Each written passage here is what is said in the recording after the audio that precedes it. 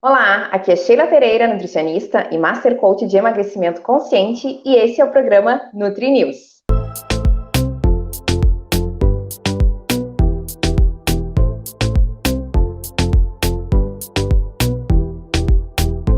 E no episódio de hoje, dando continuidade à reportagem que iniciamos há algumas semanas, convidei novamente a minha colega nutricionista, Samantha Malman, para falarmos sobre alimentação na gestação. Muito bem-vinda, Samantha. Obrigada. Eu espero hoje poder contribuir um pouco mais, falando principalmente nas questões que são realmente da gestação, né, de todas as gestantes que todas passam por esse momento e as dúvidas, né, que a gente vê que o pessoal tem, as gestantes têm muito e acabam não conseguindo sanar e buscando um conhecimento empírico e não conseguem se administrar nesse momento. Com certeza a tua contribuição vai ser muito válida. Samantha, conta para nós um pouquinho da tua formação, do teu currículo, da tua experiência. Claro. Eu sou nutricionista formada já desde 2007, né? Desde 2007 venho me especializando na área de materno-infantil. A minha Uhum. formação principal é em pediatria, né? Eu sou mestranda, finalizando mestrado em pediatria. Sou consultora em aleitamento materno pela Sociedade Brasileira de Pediatria, especialista então em materno-infantil e coautora de um livro infantil chamado Supernutrem a Lancheira Saudável. Então, toda a minha formação é direcionada nessa parte da materno-infantil, desde a gestação até o adolescente. Muito bem, um excelente currículo, né, Samantha? A gente sabe, a São gente já falou anos. isso no outro programa, né? A É. nutrição é uma ciência que a gente tem que estar sempre se especializando, né? Sempre correndo atrás, porque sempre surgem coisas novas, né? Evidência todos os dias surgem, né? Na verdade, surgem muitas fake news, e Isso aí, por também. trás disso, a gente acaba buscando a evidência e trabalhando em cima disso, né? Para sanar todas essas dúvidas e desmistificar, porque, na verdade, a nutrição ela é uma ciência que fala de saúde e alimentação, né? Então, ela Sim, previne a doença antes de que isso aconteça. Eu vou puxar a brasa para o meu assado, para o nosso assado, é uma das ciências mais importantes, né? Que ela com consegue certeza. fazer a prevenção antes da doença se estabelecer. Sem dúvida, né? É uma ciência mágica, né? Somos suspeitas, somos Exatamente. suspeitas. É. Samantha, então assim, ó, a gente sabe que a gestação, né, o processo gestacional, a gestante, ela necessita de uma alimentação equilibrada, nutricionalmente correta, baseada nos grupos alimentares, né? Mas de uma forma geral, quantas porções de cada grupo, né, a gestante deve consumir? Então, eu vou aproveitar, vou explicar um pouquinho sobre os grupos alimentares, o que cada um faz no corpo do ser humano e também da Uhum, gestante, né, nesse momento, e por que ele contribui na formação, então, na manutenção de vida saudável da gestante e na formação do bebê, né? ok. Então, os grupos, nós temos os grupos dos energéticos, que são basicamente os carboidratos, e aí, nesse Sim. grupo, nós temos, então, os pães, as massas, né, o arroz. E esse grupo, ele é muito importante porque ele fornece a energia, né, a energia vital, para a manutenção de o equilíbrio vital do ser humano, né, fisiológico. Uhum. E nesse grupo, nós temos aí, dentro deles, a possibilidade de consumir esses carboidratos complexos, não só o simples, não só a farinha branca que a gente chama, né? Sim. Mas então os carboidratos complexos que eles também são ricos em fibras, que são os alimentos integrais, o arroz integral, o macarrão integral, os pães integrais. Uhum. E esse grupo, ele é muito importante, é um dos grupos que a gente precisa mais consumir, né? Então a Sim. gente fala que uma gestante numa condição de normalidade, que não é uma gestante diabética, que claro, a gente tem várias, né, situações e por isso a importância do acompanhamento com profissional. Mas uma gestante num processo de homeostase, um organismo normal, estou bem, tudo certo, não tem nenhuma patologia, a gente indica de 8 a 11 porções diárias, né? Então, Uhum. no mínimo 6, no máximo 11, a gente fala que uma média de 8 porções diárias.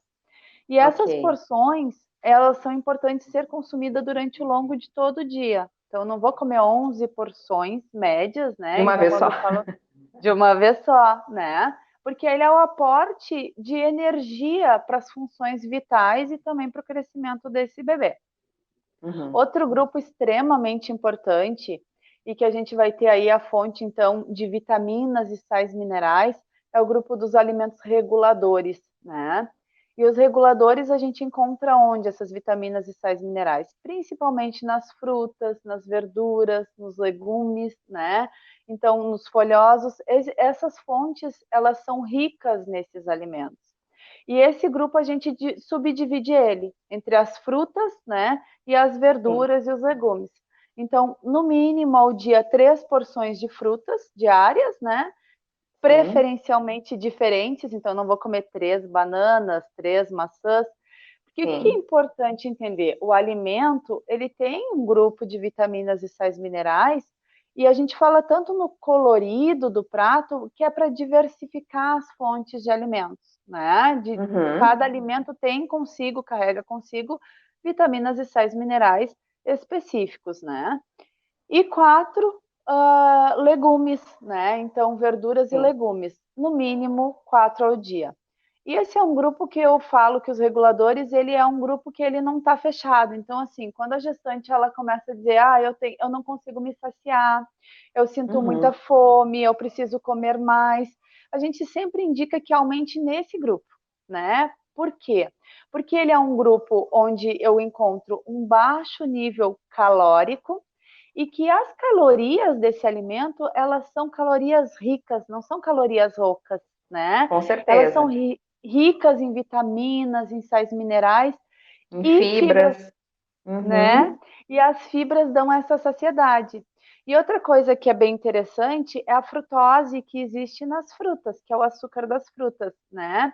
Que acaba, então, a gente tendo gestantes que têm mais avidez, que gostam mais, que têm mais necessidade, vontade de comer doce, conseguem contemplar esse, né, esse doce, esse açúcar, esse desejo, né? Esse desejo com uma fruta, né? Sim. E o último grupo, e muitíssimo importante, é o grupo dos construtores, que são os alimentos ricos em proteínas, tá? E a gente pensa muito na questão de ter que consumir somente carne, frango, peixes. Não, a gente tem proteínas de alto valor biológico, que são extremamente para formação, né? De tecidos, enfim. A gente tem outros alimentos, como feijões, lentilhas, grão de bico, né?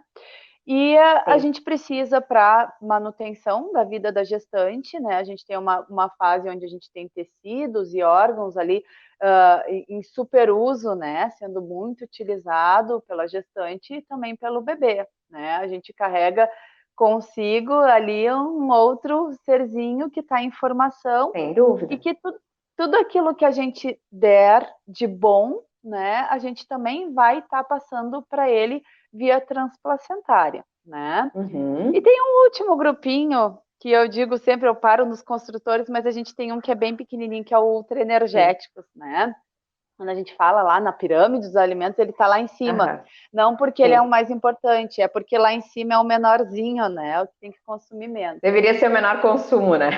Isso, então Nem assim, sempre é o que acontece. Nem sempre, e normalmente ela é invertida, né? Ela acaba sendo a base da alimentação, infelizmente, né? E são os alimentos ultraenergéticos, que são os alimentos fontes de gorduras e de açúcares, né? É importante lembrar que essa fonte de gordura, nós temos aí gorduras que também são boas, né? Mas que a gente também tem que consumir resumidamente. Por que eu gosto muito de grifar isso, de fortalecer isso? Porque o que eu vejo? Vou dar um exemplo. Azeite de oliva é uma gordura boa. É uma gordura boa, mas nem por isso eu preciso colocar uma colher de sopa em cima de azeite de oliva em cima de uma salada, né? Porque ele é ultra calórico, ele é ultra energético e ele é lipídio também. Ele também é uma gordura, né? Por mais que seja uma gordura boa, e o nosso corpo, ele efetivamente não precisa de tudo isso, né? Ele precisa de bem menos. Então, esse cuidado em manter uma alimentação saudável e balanceada é extremamente importante para todos os seres humanos, mas no período gestacional a gente sabe que é muito mais importante porque nós temos aí a nutrição de um bebê, né? E falando nos 1.100 dias aí de vida, a gente fala que a mulher em idade fértil, ela precisa lá uns 90 dias antes do início de pensar em gestar, né? De estar gestando, verdade. Precisa já iniciar uma alimentação balanceada para a gente ter um aporte, uma condição nutricional boa para receber esse bebezinho que vai chegar. Muito bem. Bom, e quanto ao ganho de peso, qual seria o ganho adequado? Porque tem muitas mulheres que pensam, né? Estou grávida, né? Tem um bebê aí dentro, posso comer à vontade, posso chutar o pau da barraca, vou comer por 2. Não é bem assim, né? Exatamente. Não é nada assim, tá? Não é nada assim para nada, né? Porque realmente não precisa comer por 2 de nenhum dos grupos alimentares. E o ganho de peso na gestação, ele está diretamente associado à condição nutricional prévia, anterior à gestação, né? Então, se eu tenho uma gestante que ela tem desnutrição, ou que ela tem sobrepeso, ou que ela é obesa, o ganho de peso, ele é diferenciado, né? Então, de forma geral, o que a gente precisa saber? A gente precisa calcular o índice de massa corporal dessa gestante antes da gestação. Então, teu peso habitual, né? Eu vou usar um exemplo meu peso habitual são 60 quilos e eu tenho 1,65 m. Então, para calcular o índice de massa corporal, a gente vai pegar o peso e vai dividir pela nossa altura vezes altura ao quadrado, né? Eu digo que na calculadora fica mais fácil, que a gente coloca lá o peso, divide pela altura, né? E faz igual e vai sair o IMC, né? Mas então, vou usar, o meu IMC hoje, ele é de 22,03. Então, existem faixas, escalas, onde a gente diz que o IMC pré-gestacional, ele vai basear o nosso ganho de peso durante a gestação. Óbvio, né, que a gente está falando de uma gestante, por exemplo, só com uma gestante sobrepeso, ela é só sobrepeso, ela não é sobrepeso, diabética, hipertensa. Sim, né? Sim. Isso é muito específico e precisa ser realmente direcionado por um profissional da saúde, por uma nutricionista que vai fazer esse acompanhamento. A individualidade ali é importante, né? Exatamente. Então, se eu tenho um IMC de baixo peso ali, né, para gestante, então, previamente ela está com IMC abaixo de 19,8. Eu vou ter um ganho de peso na gestação entre 12,5 kg e 18 quilos. Mas eu tenho que pensar que esses 12 quilos a 18 quilos, 12,5 a 18 quilos, eles têm que ser de calorias nutricionalmente boas, né? Sim. Então, eu não vou... Ai, tu precisa ganhar peso, eu vou comer biscoito recheado, eu vou comer wafer, eu vou comer tudo aquilo que ganha peso, mas nutricionalmente não ganha nada. Então, ganha gordura, não ganha saúde. E arrisca ainda um diabetes gestacional, né, Samanta? Exatamente. Então, assim, quando a gente fala numa faixa de ganho de peso, a gente precisa entender. Eu prefiro que a minha gestante, mesmo sendo baixo peso, que ela ganhe 10 quilos na gestação, desde que esses 10 quilos eles sejam 10 quilos de nutrição para ela e para o bebê. Sim. Né?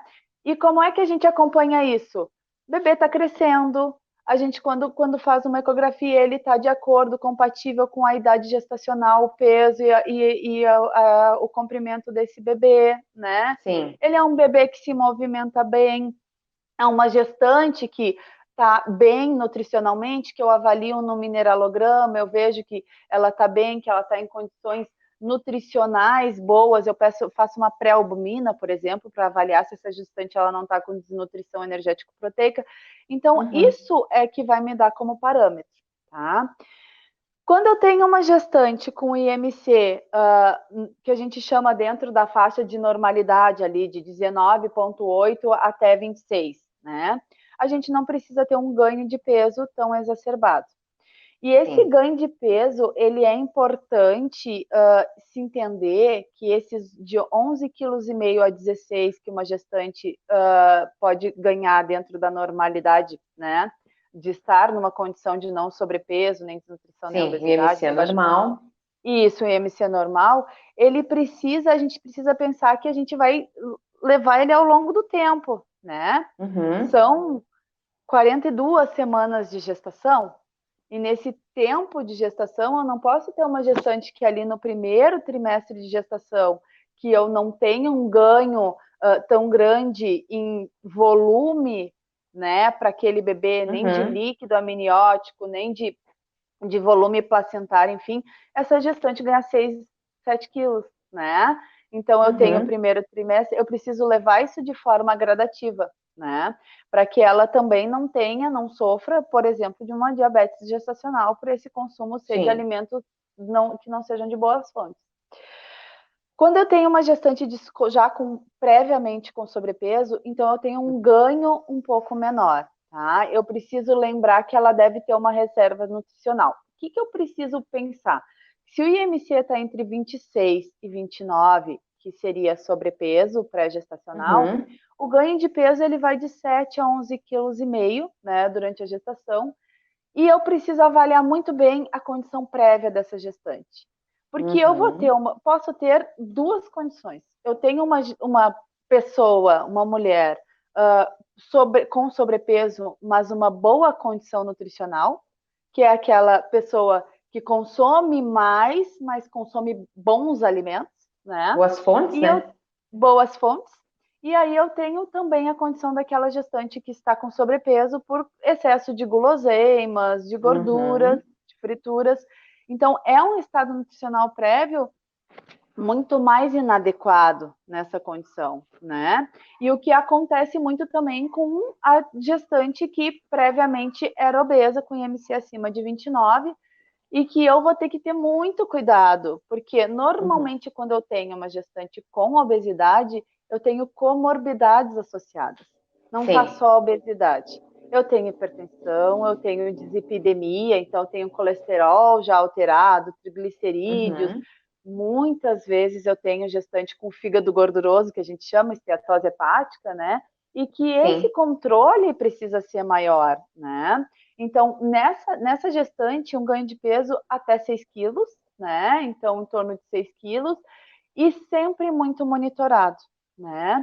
E eu vou ter nessa condição uma gestante que, se tem comorbidade, que eu preciso acompanhar muito mais.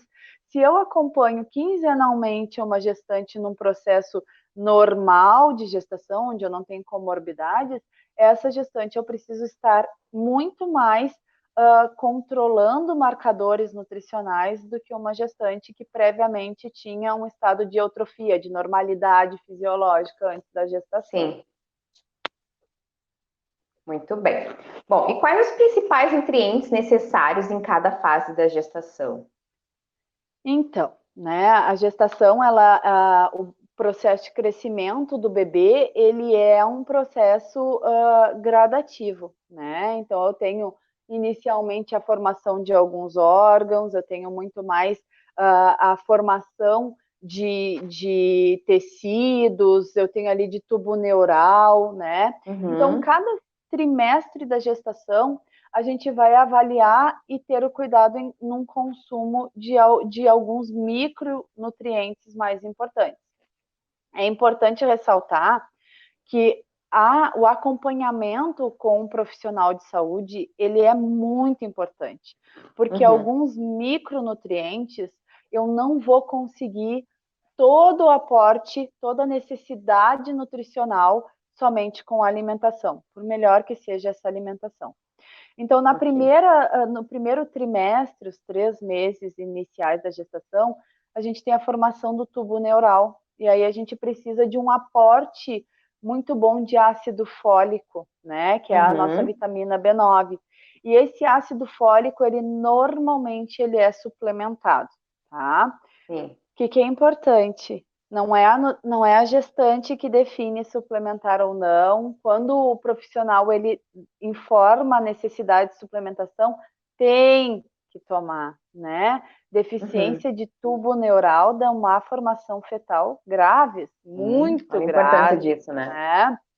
Isso, então tem que ser suplementado. E óbvio que a gente tem que também manter uma boa alimentação com boas fontes, então, de ácido fólico, né? Os vegetais verdes escuros, eles são boas fontes de ácido fólico. Sim. mas não são suficientes para o aporte da gestante e do bebê. Para a necessidade do momento, né?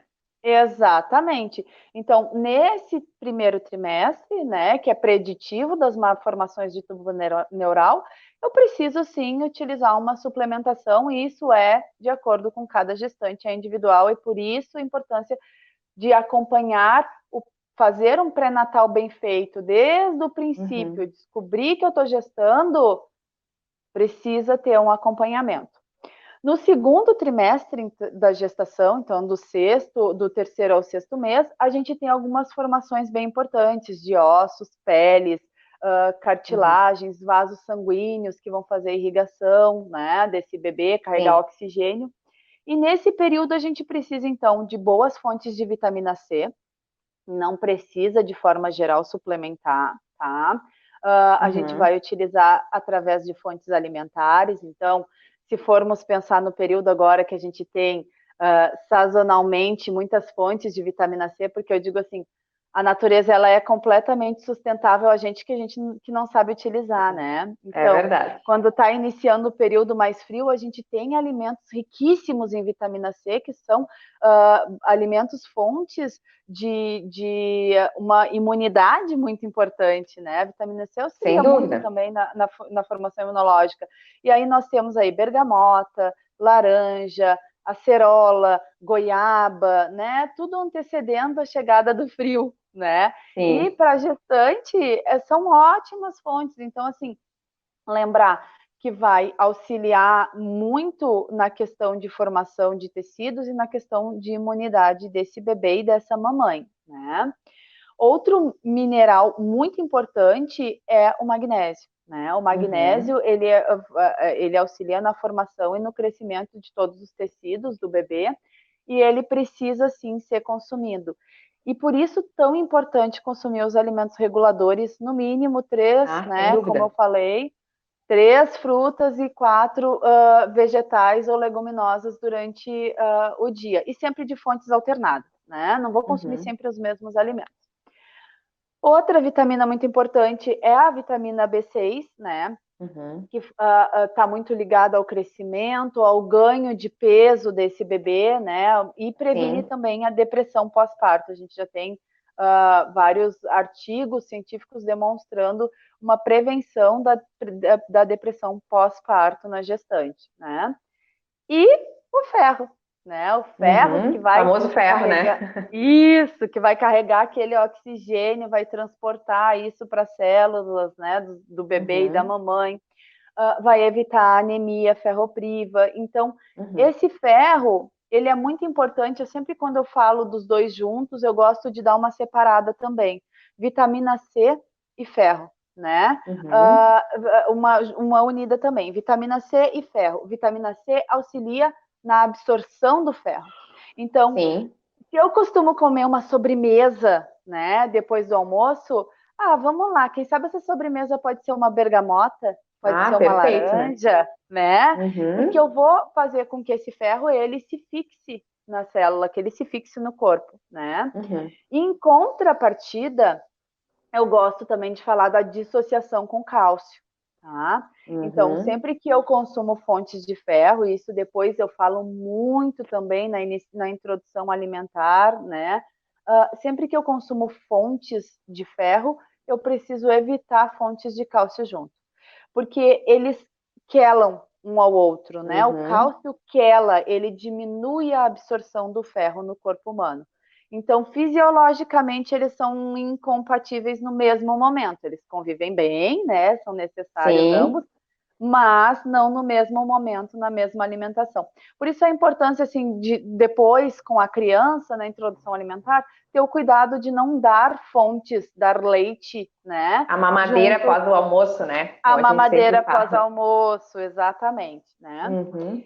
E no último tri, então, do 6º ao 9º mês, a gente vai ter um papel muito importante de formação óssea do bebê, né? E aí a fonte de cálcio, tá? Óbvio que todos os outros microelementos, as vitaminas e sais minerais são importantes durante todo o período gestacional, mas é que em alguns momentos eles são cruciais para o crescimento, para a formação do bebê. Então a gente tem que ter cuidadinho aí para ter um bom consumo. Com certeza, né? Então, para finalizar que o nosso papo, que a gente ficaria horas falando sobre Ora, gestação, ainda mais com a pessoa que tem tanto conhecimento. Te agradeço mais uma vez por estar dividindo eu isso que conosco agradeço. aqui. Então, assim, já falamos dos alimentos necessários, né, Samantha? Mas o que que a gente deve evitar nesse período de gestação? Então, alguns alimentos, né, eles precisam ser evitados, principalmente pela sua função e como ele se comporta dentro do organismo humano, né? Sim. Café, o chá preto, né, chá verde, Aham. esse consumo de cafeína, que é altamente estimulante, eu coloco aí Sim. dentro o chocolate também, ele precisa Ah, ser com certeza. moderado, né? Então, preferencialmente, quando eu vou consumir um café, óbvio, café infusão, né? Eu sempre ressalto isso, não consumir café solúvel é riquíssimo em sódio, né? Então, o café Uhum. infusão, o cafezinho passado, aquele famoso café da avó, que é uma delícia, que dá aquele Aham, cheirinho que é maravilhoso, ótimo. ótimo. Uso aquele que a gente coloca um pouquinho de leite junto, né? Para evitar um Uhum. consumo tão exacerbado. Evitar alimentos altamente condimentados, como ketchup, mostarda, né? Esses alimentos, pimenta, Os molhos óbvio, prontos, né? molhos prontos, embutidos, né? Que são Uhum. riquíssimos em gorduras, Sim. guloseimas, então aquele açúcar, aquele ultraprocessado, como a bolacha recheada, os wafers, né? As bolachas salgadas, os famosos Sim. social da vida, né? Que também são Aham, ultraprocessados, a gente aham. não pode esquecer, né? Então, evitar ultraprocessado, por quê? É rico em gordura, né? E é rico em açúcares. Eu digo, o açúcar ele está muito escondido no rótulo e a gente precisa aprender a ler o rótulo. Então, eu Com tenho ali certeza.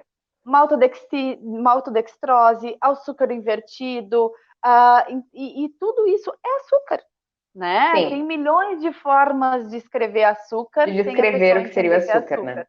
Exatamente.